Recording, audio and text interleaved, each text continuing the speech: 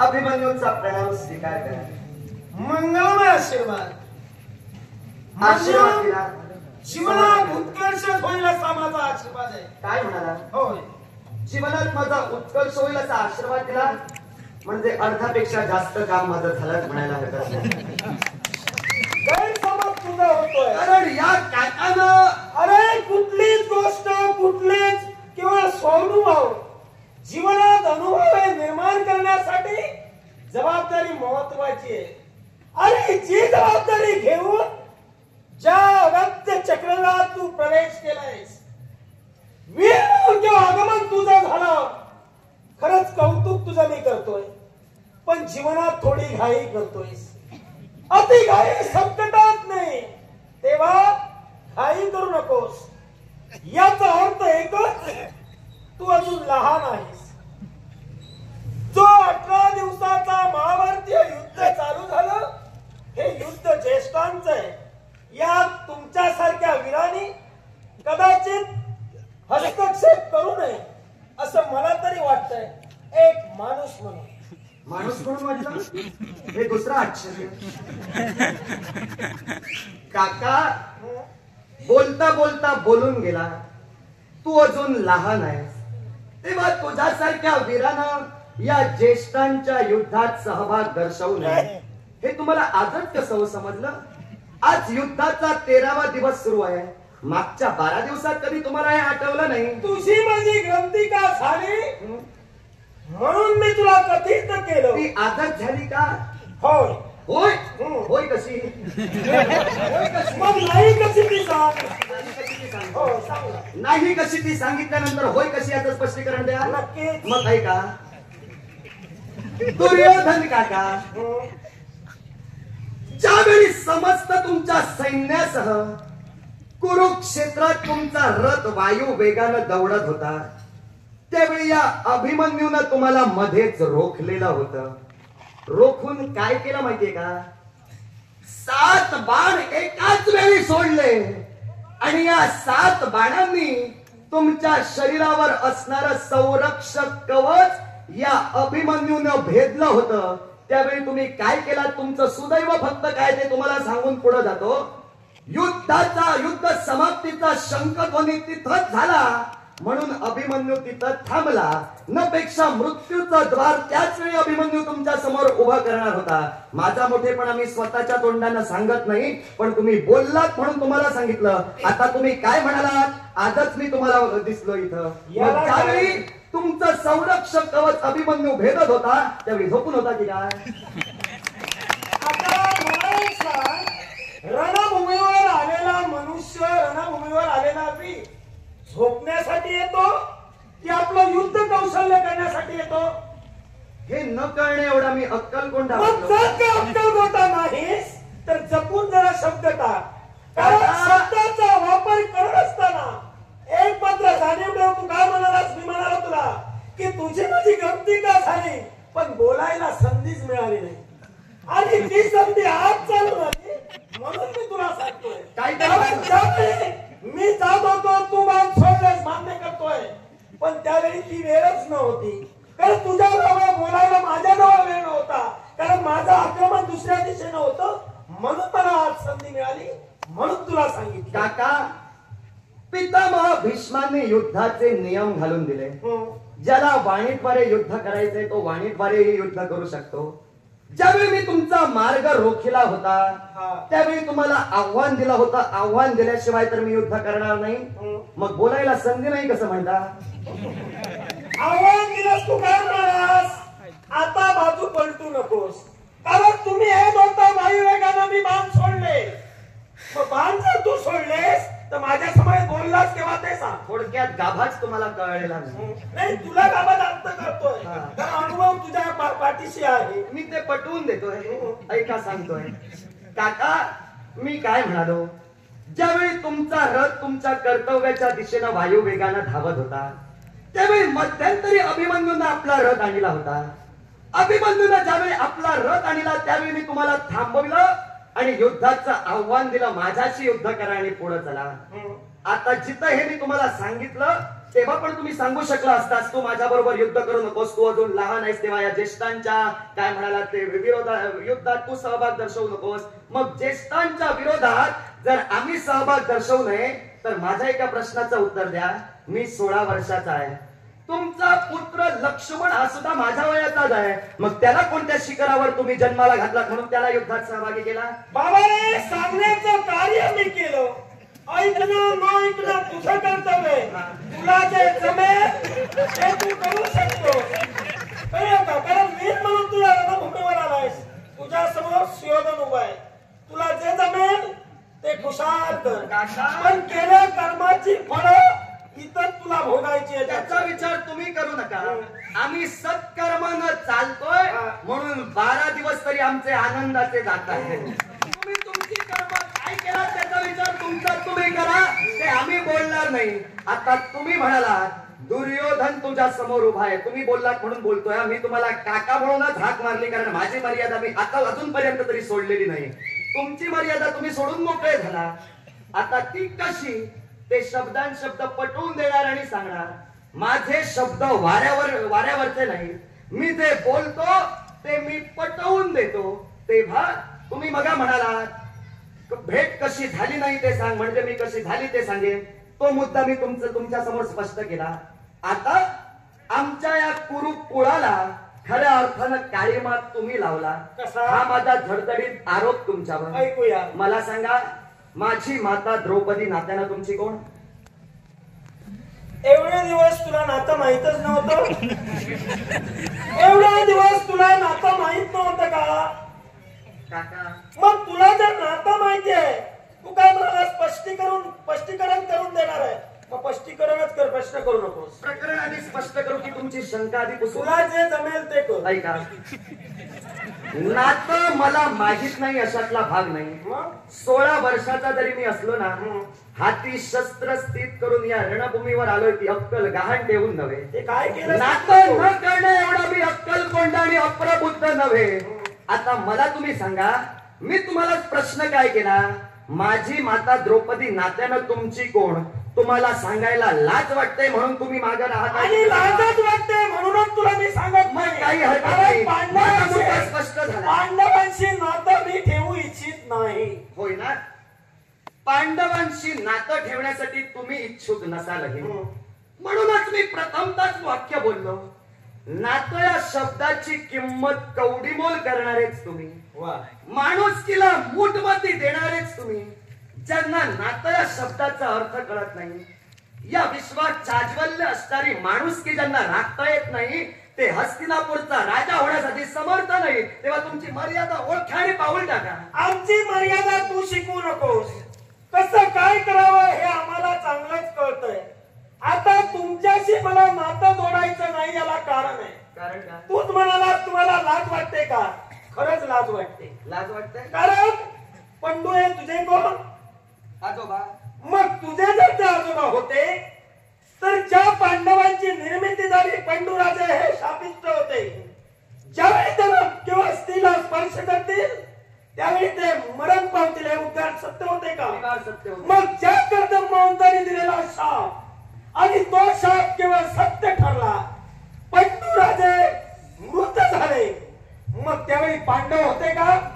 मुळीच नाही. मग आम्ही तुमचा स्वीकार का करावा? मग मला सांगा, कोणती तुमचा स्वीकार आम्ही का करावा? कोणती तुमची कोण? जर का पंडू राजे असते मान्य केलं असतं, तुम्ही आमचे नातेवाईक नाही हे मी त्रिवार सांगतोय. सुयोधन काका, किंदम महामुनींचा शाप माझे आजोबा म्हणजे पंडूराजे यांना झाला.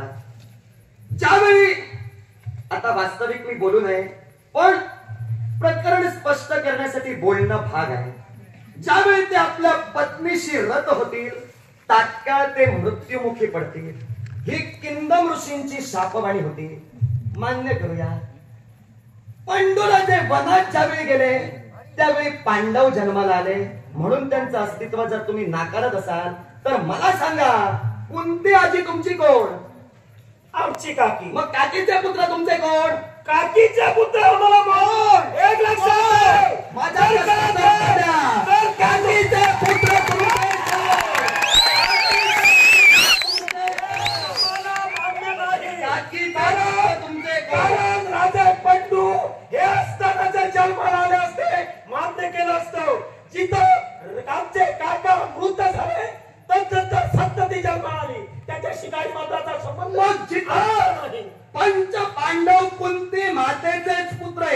जर मान्य करता तर त्यांचा हस्तिनापुरावर अधिकार आहे हे तुम्हाला मान्य करावं केलंही नाही, मान्य केला जाणार नाही किंवा आता सुद्धा ते आम्ही मान्य करू शकत नाही.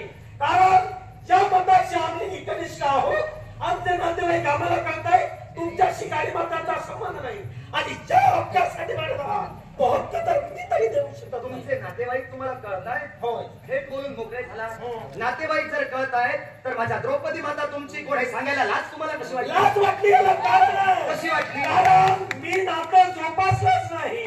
मी द्रौपदीला माझी कुणी मानलीच नाही, पांडवांना माझे कधी मानले नाही, याच्यानंतर मानणार नाही. म्हणजे तुम्हाला नातीच कळत नाही म्हणून हा प्रश्न अरे पण काय संबंध? मला सांग, जगती राजे पंडू नाही आणि संतती जन्माला येते याचा अर्थ काय तर तुम्ही समजून जा. मग मला सांगा, कौरव जे जन्माला आले, कौरव कसे जन्माला आले? कसे आले? हे मी तुला सांगितलं, आईच्या उदरातून जन्माला आलो. मग कौरव जर आईच्या उदरातून जन्माला आले तर पांडव सुद्धा कुंती मातेच्या उदरातूनच जन्माला आले. म्हणजे तुम्ही सांगाल ते खरं मी मान्य करू. मग मला सांग, ते रक्त, ते बीज, ते केवळ जन्माला आले ते पंडूराजांमुळे आले का?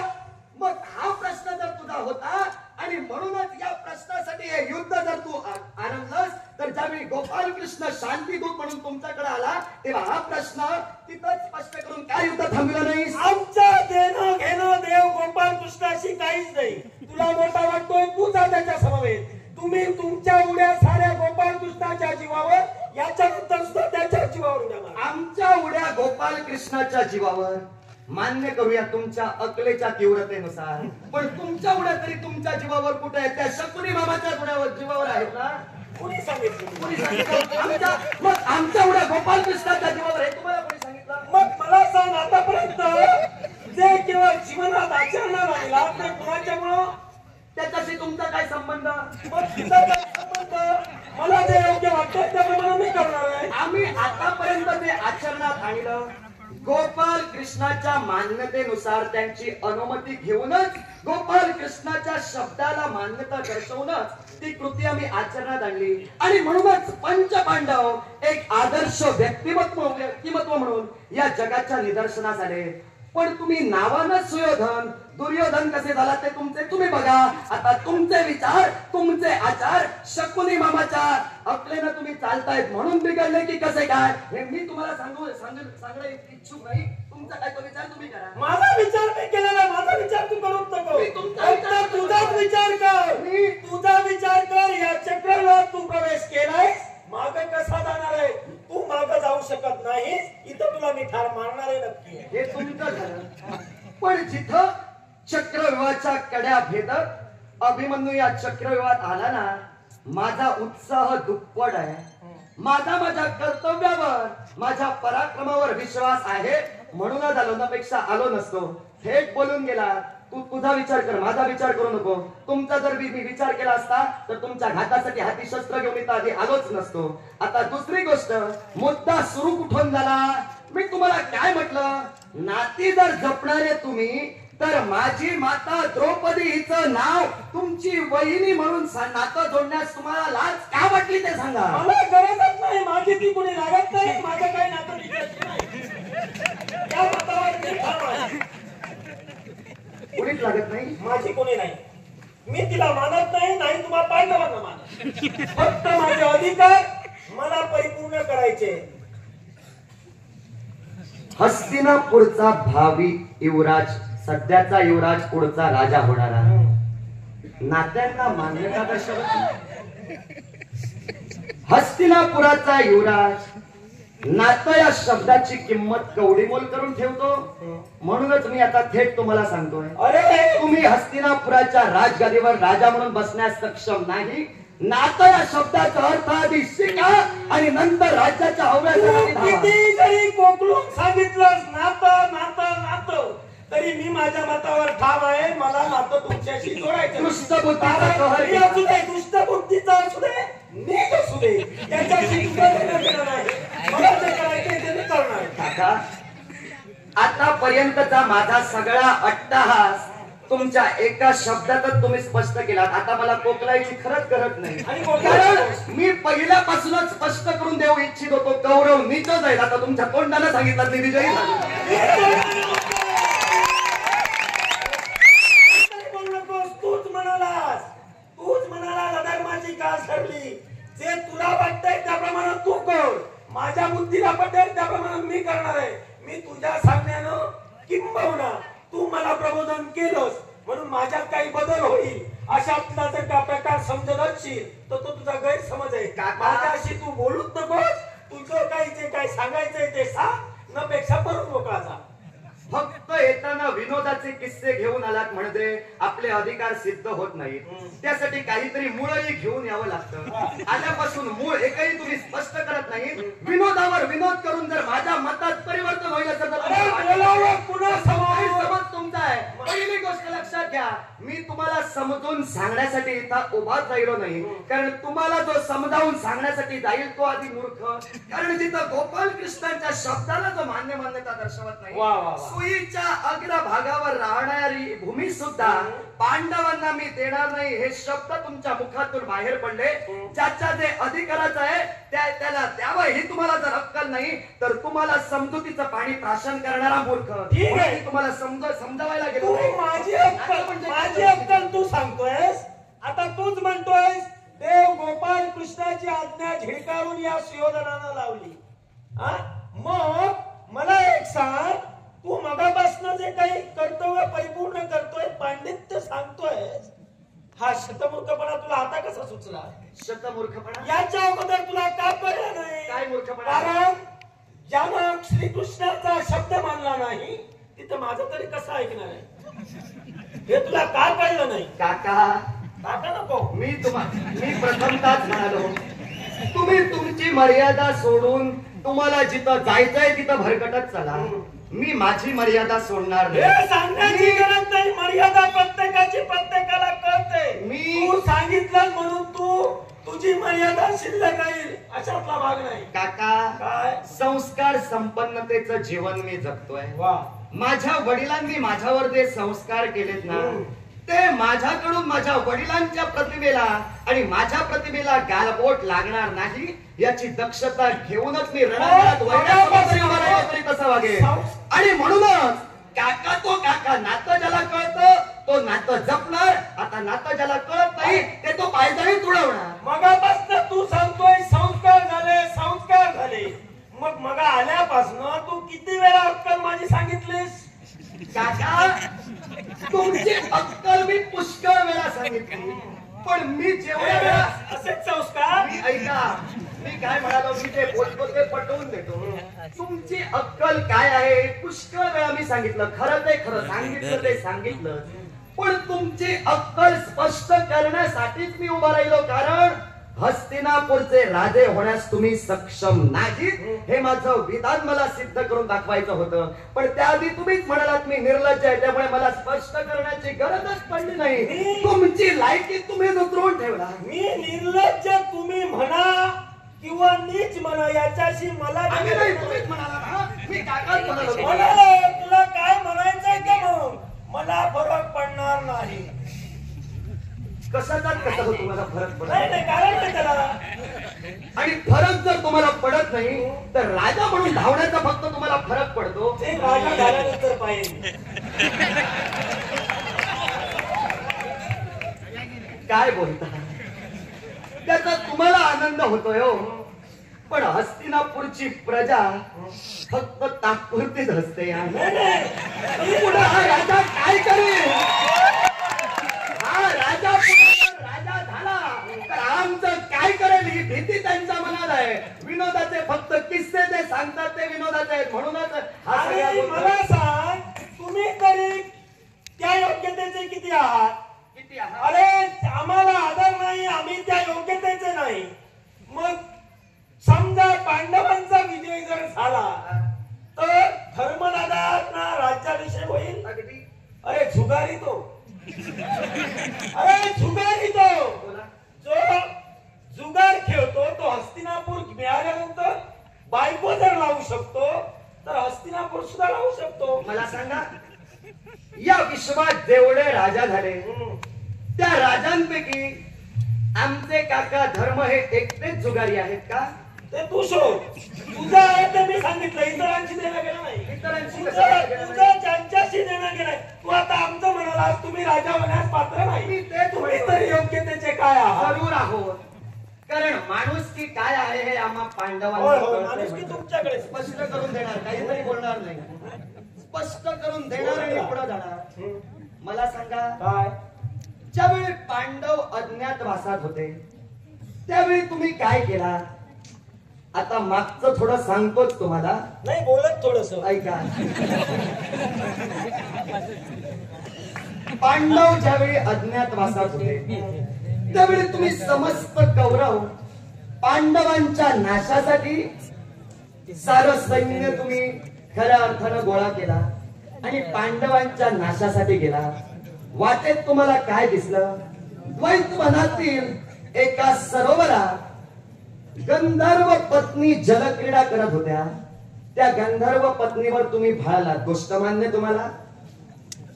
गोष्ट मान्य का? मी गोष्टी ऐकायला आलेलोच नाही. तुझं स्पष्टीकरण पूर्ण कर, त्यानंतर मी बोलेन. सुयोधन काका, गंधर्व पत्नीवर तुम्ही भाळलात. गंधर्व पत्नीवर तुम्ही भाळता क्षणी त्यांच्याकडे व्यभिचारी नजरेनंही पाहिला. मन्यू, काय?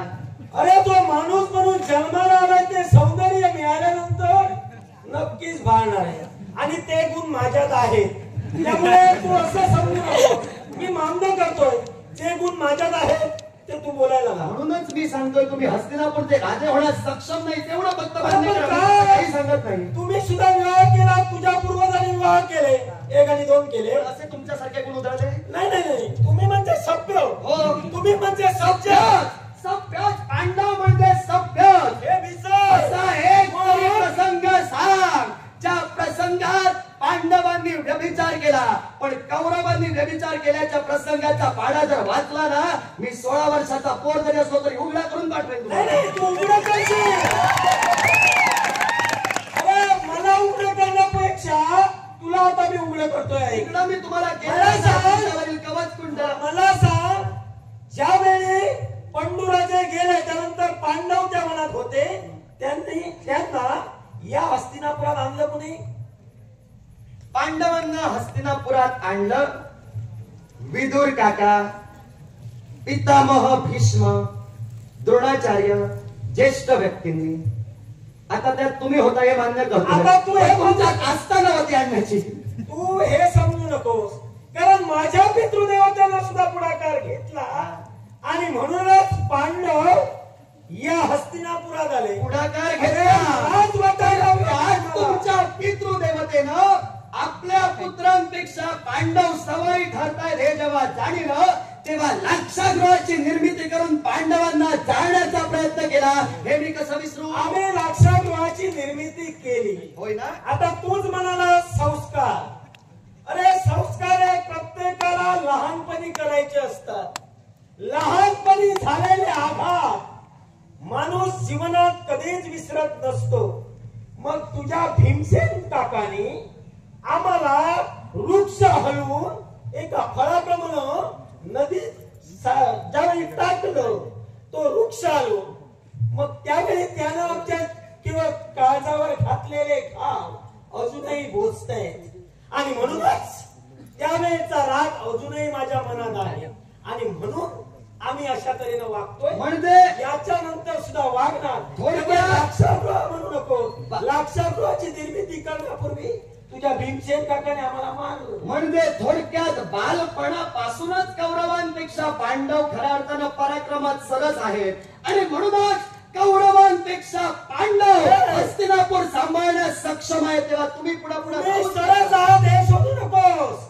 जगाला काहीतरी सांगू नको. मला एक सांग, मग त्यावेळी जर का बंधुप्रेम त्यांच्या मनात होतं तर मग ते का प्रेमाने वाढलं नाही? बंधुप्रेम त्यांच्या म्हणजे मनात. तुम्ही कराल तो धर्म, कौरव करतील तो धर्म. धर्म. अरे काय सिद्ध धर्म? करून दाखवतोय ऐका. तू काय सिद्ध करणार आहेस? आतापर्यंत तुम्ही काय सिद्ध करून तू दाखवलं? काहीच करू शकत नाहीस. सुयोधन काका काय पुन्हा एकदा तुम्हाला सांगतो पुन्हा सांग नाही तर 1000 वेळा सांग. माझा बदल होणार नाही. एक म्हणतोय तुम्ही सुधारणार नाही मग सुधारणार जर नाही तर मूर्खपणा का करतोय बोलू. मग हे सुद्धा तुम्ही मान्य करता मी काय बोलतो ते तुम्हाला कळत नाही पण सांगतोय का हे वास्तविक 16 वर्षाच्या पोरानं तुम्हाला सांगू नये पण 16 वर्षाचा पोर समजूतदार पद्धतीने आपलं संभाषण करतोय तर हा काका काय बोलतोय त्याचा नेमच लागत नाही. अरे याला सुद्धा कारण आहे. कारण पांडवांना आम्ही आमचे दुश्मनच मानिले याच्यानंतर सुद्धा मानणार आणि जसं जसं जमेल तसं तसं एका एकाला मारणार. पांडवांना तुम्ही दुश्मन माना पांडवांशी सौख्यत्व साधा असं मी सांगितलेलं नाही. गरजच नाही. मी फक्त काय म्हणालो मुळापासूनच कौरव धर्माचे आणि पांडव धर्माचे मूळ नातं या आम्हाला वृक्षावरून टाकलं. शब्दात सक्षम नाही. आम्हाला वृक्षावरून टाकलं. हा धर्म कुठला आता स्पष्ट करून सांगेल ऐका माझं वक्तव्य पूर्ण झाल्याशिवाय आता बोलू नका. ऐका सुयोधन काका आमचे काका भीमसेन ज्यावेळी तुम्ही खेळ खेळत होता बालपणी त्यावेळी तुम्ही कौरव वृक्षावर वगैरे चढत होता त्यावेळी आमचे काका भीमसेन वृक्ष गदा गदा हलवत होते आपल्या शक्ती सामर्थ्यानं आणि झाडावरचं फळ जसं खाली पडावं तसे तुमचे एक एक बंधू खाली पडत होते. ते का पडत होते याला कारण आहे कारण त्यांनाही ज्ञात होतं आपल्यापेक्षा सवाई वीर तो वृक्ष हलवतोय त्याचे पराक्रम त्यांना ज्ञात होते. आता ऐका मी काय बोलतोय ते ऐका सुयोधन काका जर आमचे काका वृक्ष हलवून तुम्हाला त्रास देत होते म्हणून ते काका जर अधर्मानं वागत होते असं जर तुम्ही म्हणता तर त्याच बालवयातच त्याच भीमसेन काकांना लाडवातून विष घातला. तो कसा काय धर्म तुमचा मारायला मारायला ना मग तुम्ही जर त्यांना मारायला केलं तर माझे काका भीमसेन यांनी तुम्हाला मारायला वृक्ष हलवला. कुठं चुकलं आमचं होय ना होय. संपला विषय. कसं ते संपलं नाही, चालू राहिलं. संपल्यामध्ये कुठं बोलणं झालं कुठं बोलणं झालं की संपलं. ए, ऐक. जिथपर्यंत तुमची बुद्धिमत्ता आहे तिथपर्यंत मला कसाच मागे जाणार नाही.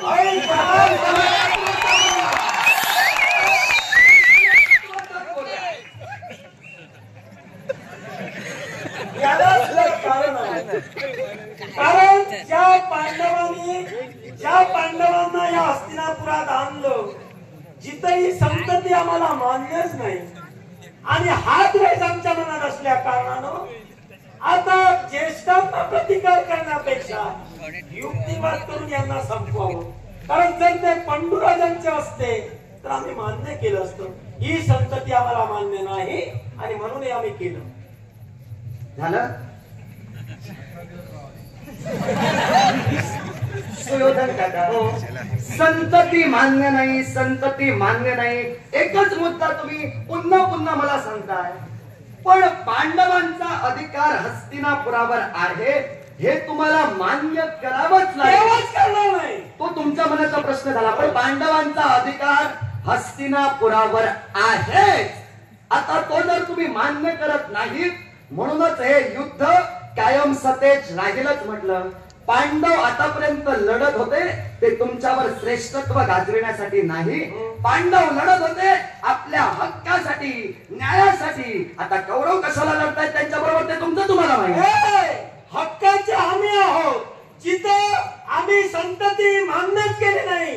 राजा पंडू यांची जर संतती असती तर आम्ही कुशाल राज्य दिलं असतं. तुम्ही आम्हाला मान्य नाही हे त्रिवार. मग आता मला सांगा पांडव ही हस्तिनापुराची संतती नाही हे फक्त कौरवांनीच मान्य केलं पण कुरुकुळाचा मुख्य पुरुष म्हणजे भीष्माचार्य यांनी जर अमान्य केलं असतं तर मी हे मान्य केलं असतं. त्यांनी मान्य केली अर्थात तुम्हाला मान्य करावेच लागेल. ते कदाचित तुमचे हितचिंतक असतील मग तुमच्या बाजूने का लढताय याला कारण याला सुद्धा कारण आहे. आमच्या खाल्ल्या अन्नाला ते जागतंय आणि त्यांनी जर का पराक्रम केले असते तर तुम्ही पांडव मेला असता पण ते तुमच्या बाजूने मनानं होते म्हणून आतापर्यंत पांडव मेले नाही. हे तुम्हाला त्यांनी कधी सांगितलं होतं. त्यांनी सांगायची गरज नाही. परिस्थिती म्हणजे तुमच्या मनाला वाटेल ते तुम्ही ठरवून मोकळे होता. सरळच आहे. सरळ कसं आहे काय चुकी तुला वाटेल त्याप्रमाणे तू करतोय, आम्हाला वाटतं त्याप्रमाणे आम्ही करणार. सुयोधन काका, बराच वेळ तुमच्याशी मी बोलतोय, पण बोलण्याला अर्थाचा शून्य आहे असं मला वाटू लागलं. आता तुला कारण तुमच्यावर किती मी ज्ञानामृत पाजलं. मी 16 वर्षाचा पोर असून म्हणालो यात तुझा काही उपयोग होणार नाही. कसा आहे तसाच राहणार. आणि म्हणून मला काही सांगून आणि म्हणूनच मी म्हटलं हा? तुम्ही जसे आहात तसेच जर राहणार तर तुम्ही हस्तिनापुराचे राजे तू ठरवू नकोस, ते तू ठरवू नकोस. ज्या कामासाठी आलेस ते काम पूर्ण करा आणि जा. तेच काम मी करतोय. काम अर्धवट टाकून मी जाणार नाही. जाऊही नको. पण तुम्ही मात्र काम पूर्ण करूनच नाही, जा. मी करणारच आहे. होय ना? मग ऐका, निर्भीड छातीनं अभिमन्यूनं या चक्रव्यूहात उडी ठोकलेली आहे. जातिवंत सिंहाचा छावा आहे मी, जातिवंताचा नूर आहे मी. तेव्हा तुमच्या देहाची चिरफाड करून माझे पराक्रम तुम्हाला सिद्ध करून दाखवेन आणि चक्रव्यूहाचा भेद करून मी सुखरूप मागत आहे. मग कोणत्या तऱ्हेने तुझे पराक्रम गाजवतोय हे मला सुद्धा प्रत्यक्षाला पाहायचं. प्रत्यक्षाला प्रमाण कशाला? जैसा तू मनसी वैसा मी तुलसी. मग स्वीकार तुझा भाव. उद्या तुमच्या माझ्या बलाबला चित्रणार. भूमीवरी कोण आहे